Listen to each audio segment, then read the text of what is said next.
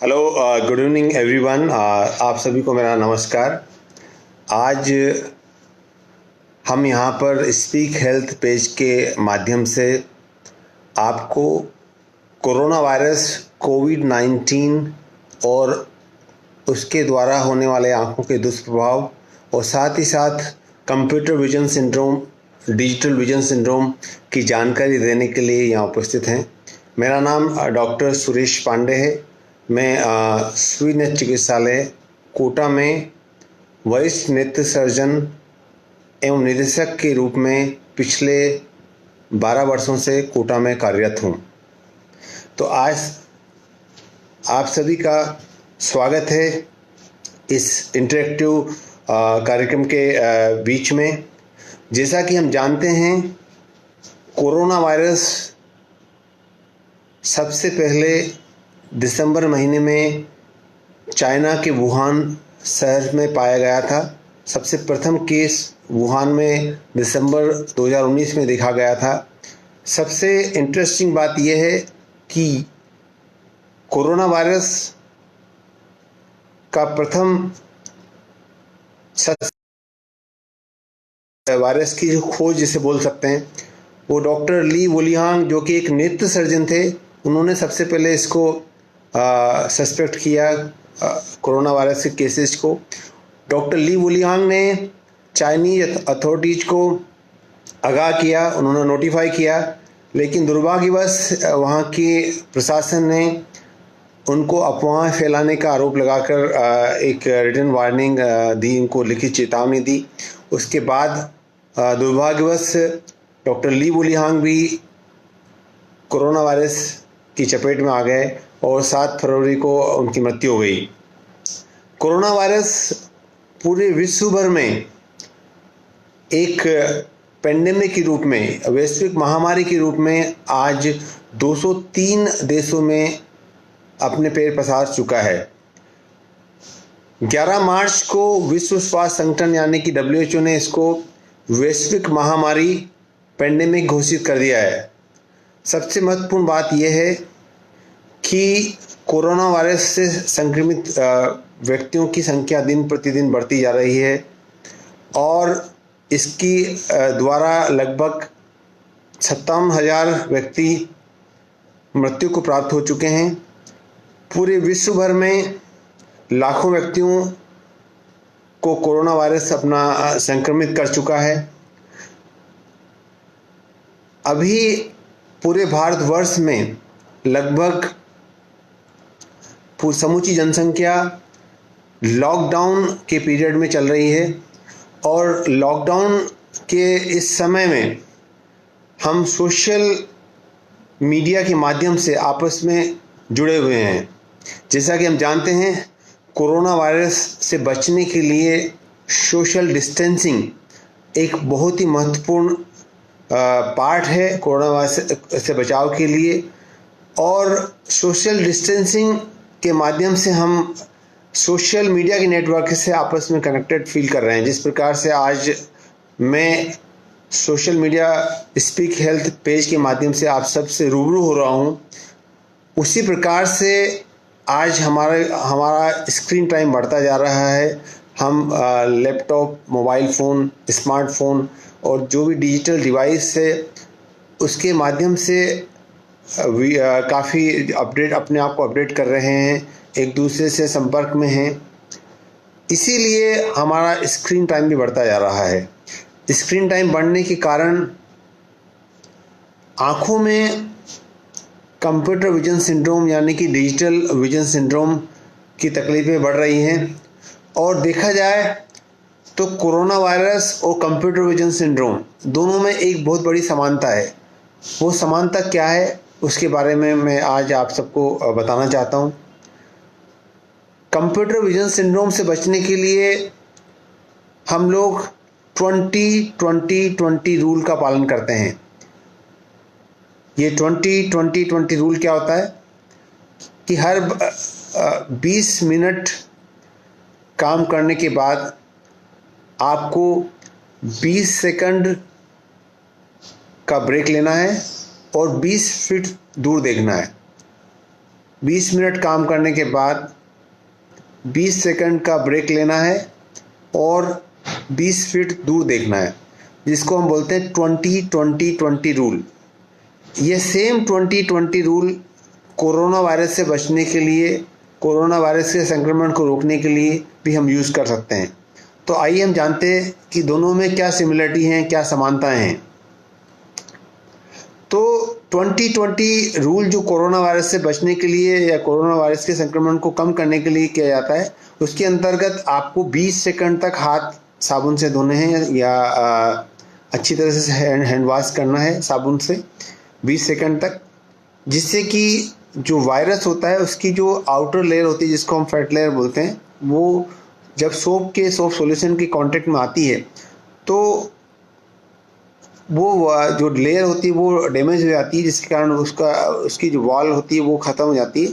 तो इसके कारण जो हाथों में वायरस चिपके होते हैं या वायरस पार्टिकल्स हाथों के थ्रू नाक में जाने का खतरा होता है, वो ख़त्म हो जाता है। तो ये 20 हो गया।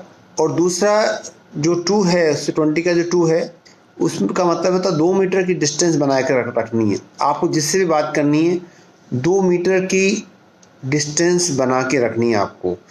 उसको सोशल डिस्टेंसिंग कहा जाता है। 2 मीटर की डिस्टेंस या 2 मीटर का फासला बना के रखना इसलिए ज़रूरी होता है ताकि हम किसी भी वायरस से संक्रमित व्यक्ति के संपर्क में नहीं आए। वायरस से संक्रमित व्यक्ति को लगभग 2 दिनों से 14 दिनों के बाद लक्षण होते हैं, जिसको हम इंक्यूबेशन पीरियड कहते हैं।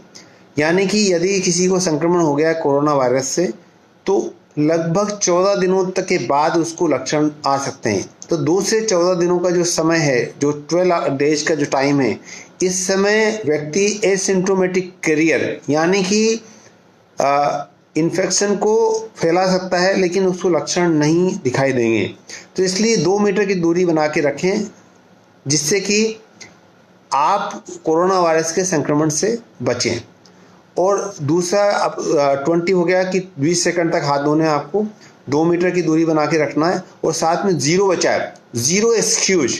अभी लॉकडाउन का पीरियड चल रहा है। माननीय प्रधानमंत्री श्री नरेंद्र मोदी जी के आह्वान पर पूरे देश के व्यक्ति लॉकडाउन का पालन कर रहे हैं।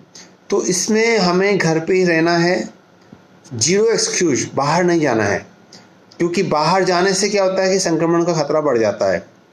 तो इसलिए इस समय को हमें बहुत ही अच्छी तरह से यूज करना है, घर पे रहना है, स्टे एट होम, जिससे कि बाहर जाने में आपको संक्रमण का रिस्क नहीं हो।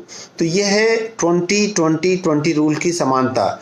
एक तरफ कंप्यूटर विजन सिंड्रोम है, डिजिटल विजन सिंड्रोम है, जिसमें हम 20-20-20 रूल का पालन कर रहे हैं। 20 मिनट के बाद, 20 मिनट कंप्यूटर स्क्रीन को देखने के बाद या मोबाइल फ़ोन को यूज़ करने के बाद हम 20 सेकंड तक दूर देख रहे हैं। 20 सेकंड का ब्रेक लेते हुए 20 फीट दूर देख रहे हैं। और साथ ही हम कोरोना वायरस से बचने के लिए 20 सेकंड हाथ धो रहे हैं, 2 मीटर का फासला बनाए रखे हुए हैं और साथ ही ज़ीरो एक्सक्यूज, मतलब we are staying at home. हम घर पे पालन कर रहे हैं, घर से बाहर जाने का कोई बहाना नहीं बना रहे हैं। तो ये है कंप्यूटर विजन सिंड्रोम और कोरोना वायरस के बारे में समानताएं। अब हम बात करते हैं कि आँखों में किस प्रकार से जो कोरोना वायरस से संक्रमित व्यक्ति की आँखों में किस प्रकार के लक्षण हो सकते हैं। तो सब कि जब भी व्यक्ति को कोरोना वायरस से इन्फेक्शन होता है, तो उस व्यक्ति को के नाक या आँखों के माध्यम से ये वायरस शरीर के अंदर प्रवेश करता है। जैसा कि मैंने पहले बताया कि 2 दिनों से लेकर 12 दिनों तक इसका इंक्यूबेशन पीरियड होता है, इसका संक्रमण का काल होता है। जब ये इंक्यूबेशन पीरियड ख़त्म हो जाता है तो व्यक्ति को लक्षण होते हैं, जिसमें से मुख्य लक्षण होता है उसको खांसी होती, कफिंग, सूखी खांसी। इस खांसी के अंदर जो होता है एक बलगम नहीं आता है, सूखी खांसी होती है। और साथ ही साथ सबसे पहला लक्षण होता है वो फीवर होता है। फीवर होगा, सूखी खांसी होगी और उसके बाद में इन्फेक्शन जब अगर बढ़ जाता है तो सांस लेने में तकलीफ होने लगती है और उसके साथ ही साथ व्यक्ति को फिर धीरे धीरे रेस्पिरेटरी फेलियर की तरफ चला जाने लगता है। इंक्यूबेशन पीरियड के बाद कुछ मरीजों में आँखों में कंजंक्टिवाइटिस, फॉलिकुलर कंजंक्टिवाइटिस के लक्षण भी हो सकते हैं।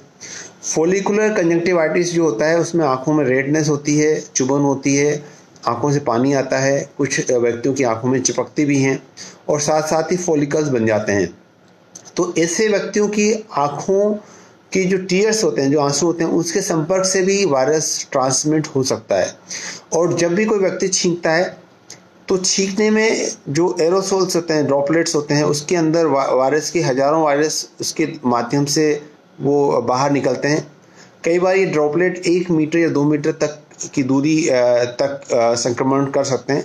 इसलिए जब भी कभी आपको छींक आती है तो सीधा नहीं छींकें, या तो टिश्यू पेपर या रुमाल या स्टेराइल क्लॉथ को रखें, नाक पे रखें, या फिर साइड आर्म पर नाक को लगा के इस तरह से छींकें, जिससे कि जो ड्रॉपलेट्स हैं वो एक्चुअली ड्रॉपलेट वो नहीं जाए नहीं, मतलब बाहर नहीं जाए। अब सवालों के जवाब देने का भी समय आता जा रहा है। एक सवाल आया है जो नीलेश जी जनपड़िया ने पूछा है कि why corona virus is called novel. ये बहुत ही अच्छा सवाल पूछा आपने, क्योंकि नोवेल कोरोना वायरसेस को इसलिए कहते हैं कि ये एक सार्स फैमिली को बिलोंग करने वाला सिंगल स्ट्रैंडेड आरएनए वायरस है। सबसे पहले इसको चाइना के वुहान शहर में पाया गया था। एक नई स्ट्रेन इसकी, एक नई जाति है, जो एक नया वैरायटी है इसकी। तो ये सबसे पहले चाइना के वुहान शहर में देखा गया था, इसलिए इसको नोवेल कहते हैं। और इसीलिए जब चाइना में वुहान में सबसे पहले जब इस केस को देखा गया था, जैसा कि मैंने पहले बताया, डॉक्टर ली जो कि आई सर्जन थे वुहान में, उन्होंने देखा कि कुछ रोगियों को सार्स जैसे लक्षण हो रहे हैं, उनको सांस लेने में दिक्कत आ रही है, और साथ ही साथ उनको कई सारी समस्या आ रही हैं। तो इसलिए उन्होंने सबसे पहले इसको देखा और इसके बारे में रिपोर्ट किया वीचार्ट ग्रुप में। और सबसे इम्पोर्टेंट चीज़ ये है जो कि मुझे पूछा है कि दूसरा सवाल यह है कि कॉन्टैक्ट लेंस इस समय पे हम यूज़ कर सकते हैं क्या? यदि आपकी आँखों में कोई लक्षण नहीं है तो आप कॉन्टैक्ट लेंस यूज़ कर सकते हैं, लेकिन यदि आपकी आँखों में रेडनेस हो रही है, आँखें चिपक रही हैं या आँखों में कोई लक्षण है, तो कॉन्टैक्ट लेंस यूज़ नहीं करें, सावधानी रखें। और मैं तो ये कहूँगा कि अभी चूँकि हम लॉकडाउन पीरियड में चल रहे हैं, स्टेज 2 जो पेंडेमिक की स्टेज 2 में हम जा चुके हैं, तो इसलिए अभी कॉन्टैक्ट लेंस कुछ दिनों के लिए अवॉइड करें, जिससे कि आँखों में कोई समस्या नहीं हो। और एक सवाल ये आया कि डिजिटल तकनीक के उपयोग के लिए हमारी सही पोजीशन क्या होनी चाहिए, आँखों को कितना ब्रेक होना चाहिए। तो डिजिटल डिवाइस को यूज़ करने के लिए हमारी सही पोजीशन होनी चाहिए कि हमारी जो आँखें हैं, जो डिवाइस है, वो आँखों से लगभग 20 डिग्री नीचे होनी चाहिए। जैसे आँखों के एंगल पे डिवाइस नहीं होनी चाहिए, थोड़ा सा नीचे 20 या 30 डिग्री नीचे होनी चाहिए। 20 या 30 डिग्री जब नीचे होती डिवाइस, तो हमारी जो पलकें होती है वो पूरी तरह से खुली नहीं होती हैं। पूरी तरह से अगर आँखों पे डिवाइस ऊपर रहेगी या उसके लेवल पे रहेगी तो आँखों की पलकें, जो पाल्पेब्रल अपर्चर जिसको बोलते हैं, वो पूरी तरह से खुला रहेगा। ऐसी स्थिति में जब पाल्पेब्रल अपर्चर या आँखों की पलकें खुली होती हैं तो टीयर इवापोरेशन रेट बढ़ जाती है, मतलब जो आँखों में से आंसू की वाष्पीकृत की गति बढ़ जाती है।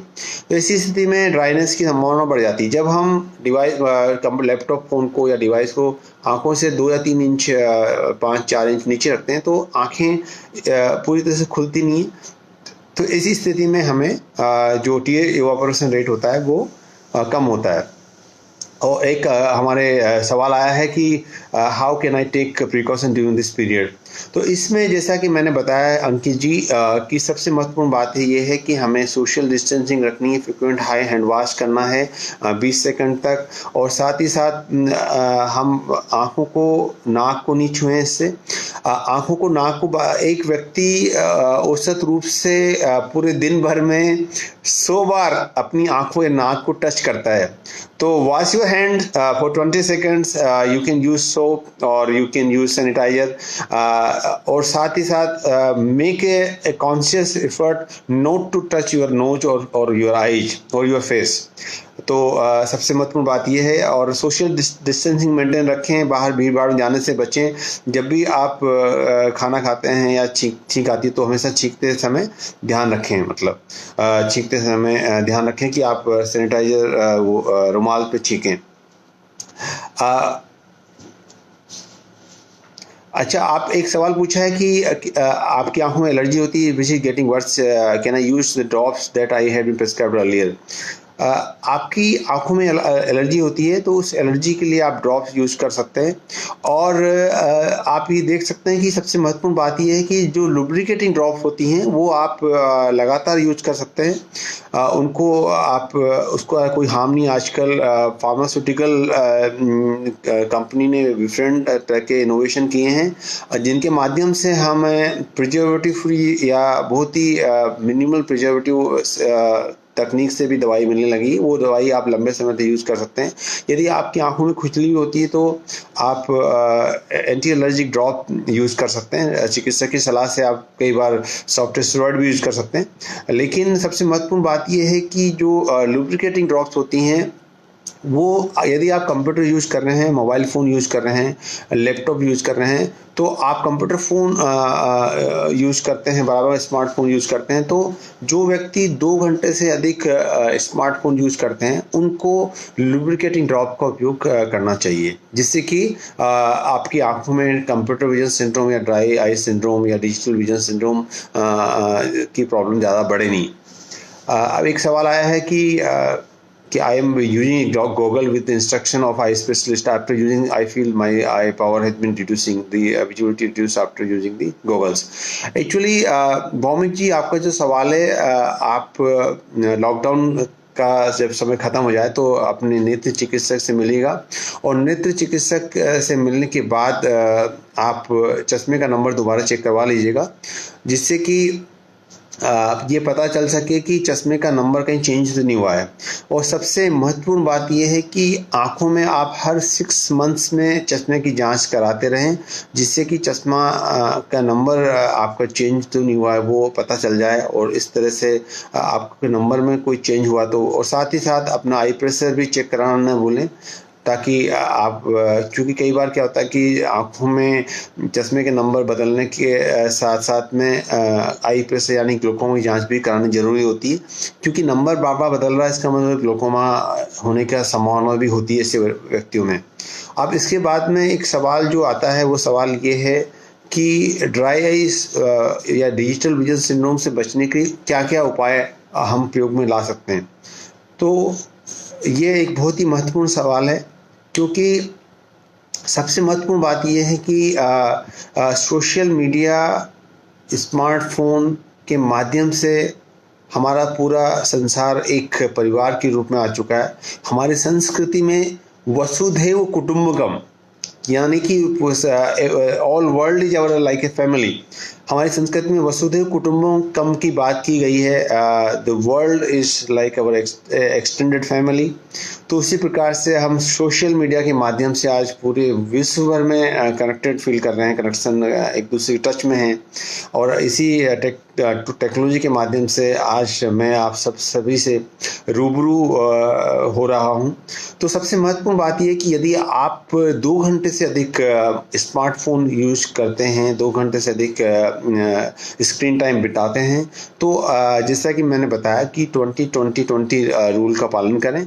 और साथ ही साथ जो 20 मिनट के बाद आप 20 सेकंड के लिए बाहर दूर देखें, 20 फुट दूर देखें। और एक सवाल आया हुआ है कि आपके सन जो 15 साल के हैं टीवी देखते हैं और आई रब करते हैं। एक्चुअली सबसे ये बहुत महत्वपूर्ण सवाल है कि यदि कोई भी बच्चा टीवी पास से देख रहा है, इसका मतलब कि सबसे महत्वपूर्ण बात यह है कि अगर टीवी पास से देख रहा है, इसका मतलब उसको रिफ्रैक्टिव एरर हो सकता है, यानी कि जो चश्मे का नंबर हो सकता है। तो चिकित्सक के परामर्श से चश्मे का नंबर टेस्ट कराएं। और साथ ही साथ नो मोर आई रबिंग, आँखों को मसलें नहीं। कई बार बच्चे आँखों मसलते हैं, कई बच्चे आँखों को अपनी नकल से मसलते हैं, इस तरह से मसलते हैं आँखों को, और ये आँखों को रब करना एक तरह से अच्छी बात नहीं है। This is very risky behaviour, क्योंकि आँखों को बार बार मसलने से आँखों में की कॉर्निया यानी कि पारदर्शी पुतली में माइक्रो ट्रॉमा होता है। जैसा ये देख रहे हैं आप, ये आई का मॉडल है।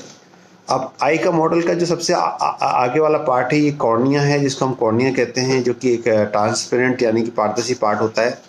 और ट्रांसपेरेंट जो कॉर्निया, जब हम मसलते हैं आंखों को इस तरह से मसलते हैं, लगातार मसलते हैं, तो क्या होता है कि आई में माइक्रो ट्रॉमा होता है, कॉर्निया में माइक्रो ट्रॉमा होता है। और माइक्रो ट्रॉमा होने के कारण आंखों के कॉर्निया का जो शेप होता है वो चेंज हो जाता है, जिसको हम लोग बोलते हैं किरेडोकोनस।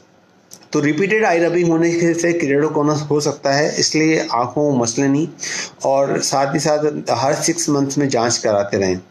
एंड उसके बाद में लिखा हुआ कि my brother is using mobile phone whole day end. अच्छा, एक्चुअली ये भावेश जी बहुत अच्छा सवाल पूछा आपने कि मोबाइल फ़ोन लंबे समय तक यूज करने से एक बीमारी होती है, एक एडिक्शन हो जाता है, जिसको हम बोलते हैं nomophobia. Nomophobia, this is known as mobile phone addiction. तो नोमोफोबिया एक बीमारी है, एक तरह का एडिक्शन है, जिसमें फियर होता है, एडिक्शन हो जाता है। और मोबाइल फ़ोन अगर इन व्यक्तियों को नहीं मिले तो इनको काफ़ी घबराहट, बेचैनी हो जाती है, इनको रेस्टलेसनेस बढ़ जाती है, मेंटल टेंशन बढ़ जाता है। कई व्यक्ति जो नोमोफोबिया के शिकार होते हैं या नोमोफोबिया से पीड़ित होते हैं, तो ऐसे व्यक्ति अगर मोबाइल फ़ोन की बैटरी डिस्चार्ज होने लगे तो उनको घबराहट, पाल्पिटेशन एंड एंग्जाइटी हो जाती है इनको। और ये लोग ये सुबह उठते ही मैसेज चेक करते हैं, रात में भी 2-3 बार मैसेज चेक करते हैं, टॉयलेट में भी मोबाइल फ़ोन लेके जाते हैं। तो this is known as nomophobia. तो हमें एडिक्शन से बचने के लिए it's better to spend some time which is not on off the screen time, जिसे हम बोलते हैं ऑफ द स्क्रीन टाइम। तो you can ask him, motivate your brother to spend some time with the sports and some sort of games। अभी lockdown के period में आप उनको बोल सकते हैं कि सीढ़ी 10 बार चढ़ें और 10 बार सीढ़ी उतरें। This can be good exercise. और साथ ही साथ जब भी आप सुबह उठ के योगा प्राणायाम कर सकते हैं। You can try deep breathing exercise. तो लंबी सांस लें और सांस को बाहर छोड़ें। This can be very good exercise. तो हम मोबाइल फ़ोन जो है, this is one of the most exciting development. पर जिस प्रकार से संस्कृत में कहते हैं कि हे अति सर्वत्र वर्जेत, अति हर चीज़ की बुरी होती है, तो इसी प्रकार excessive use of anything is bad. तो मोबाइल फ़ोन का एक्सेसिव यूज भी अच्छी बात नहीं है। और इसलिए इसके लिए हमें सबसे महत्वपूर्ण बात यह है कि हमें मोटिवेट करना पड़ेगा, कुछ इंटरेस्ट डेवलप करना पड़ेगा, और कुछ एक हम लोग को एक टाइम बनाना पड़ेगा कि इतने घंटे हम मोबाइल फ़ोन यूज करेंगे, और उसके बाद we have to stay away from mobile phone. And remember, we should always beware of nomophobia से बच के रहे।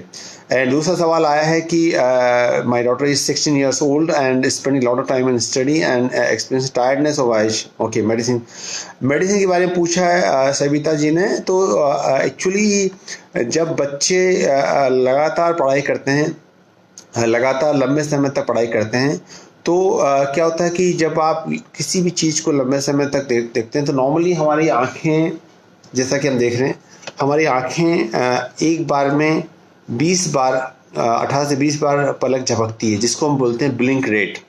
तो नॉर्मली जब हम पढ़ाई करते हैं या हम कोई भी काम कर रहे हैं, कंप्यूटर पर देख रहे हैं, मोबाइल फ़ोन देख रहे हैं, तो ऐसी स्थिति में हमें क्या होता है कि हमारी ब्लिंक रेट 10 बार हो जाती है।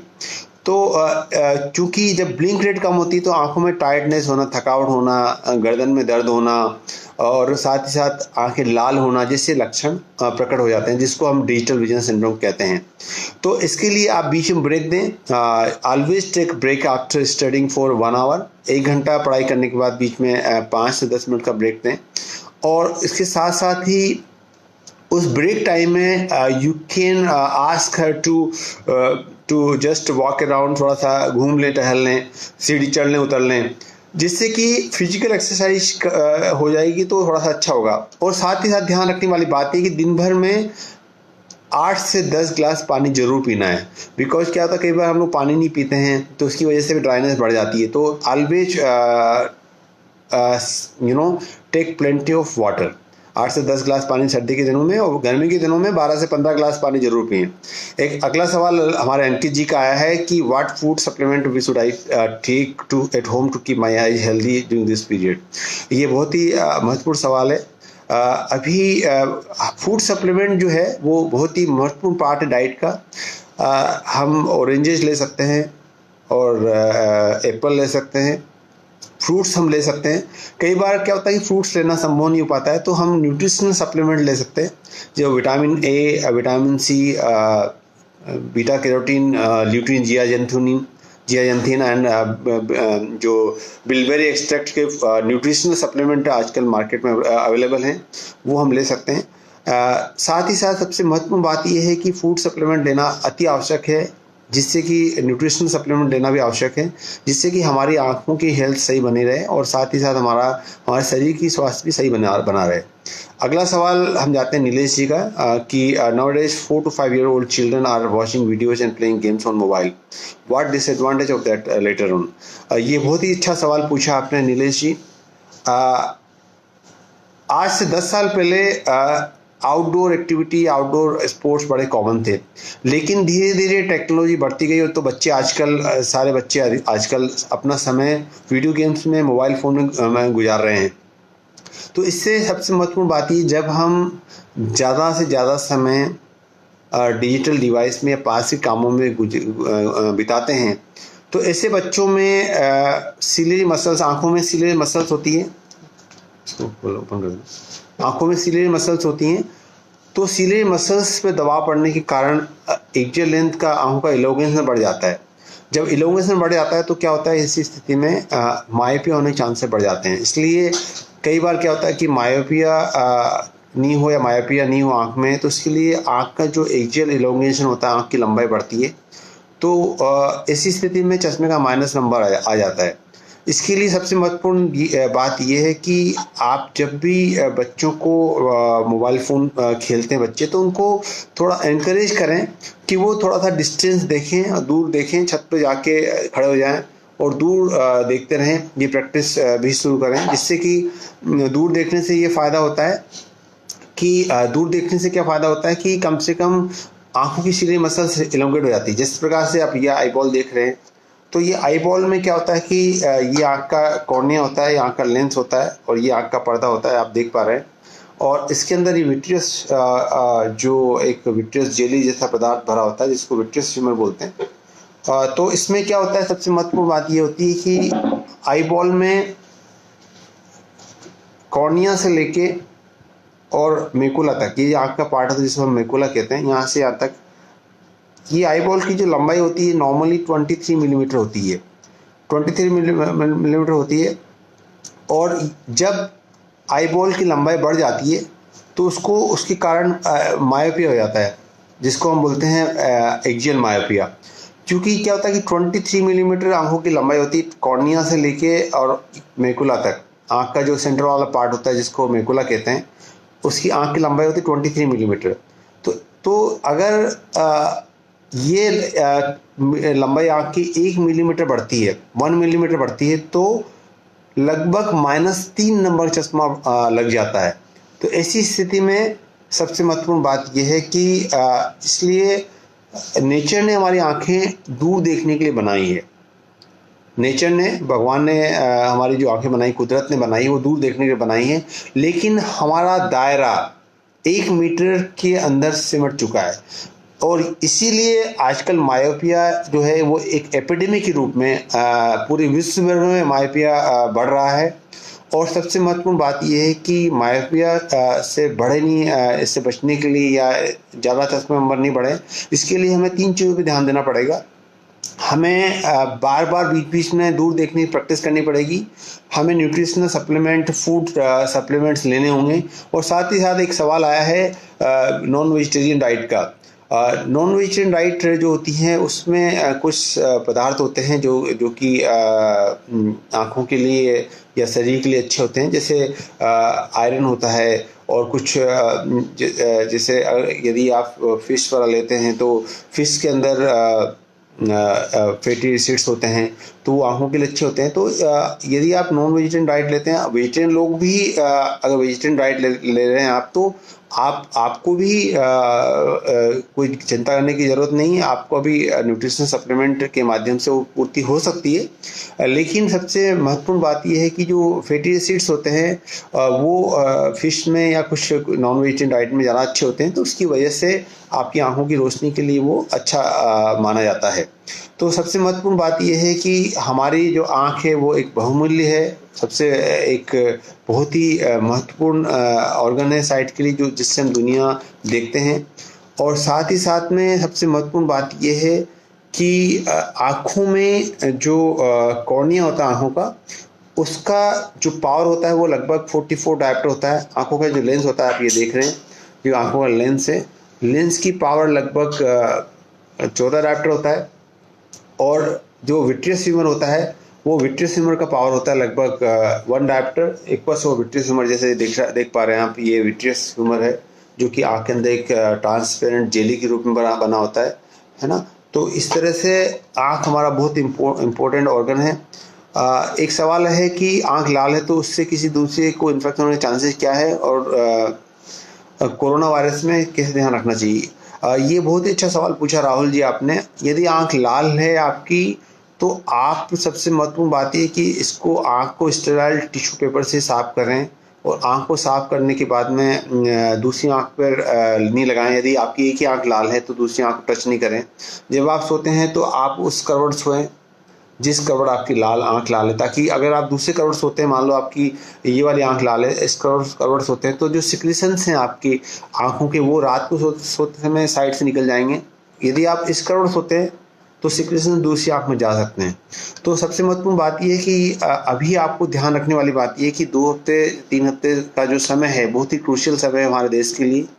तो इस समय हमें सोशल डिस्टेंसिंग मेंटेन रखनी है, हाथों को बराबर धोना है, और साथ ही साथ हमें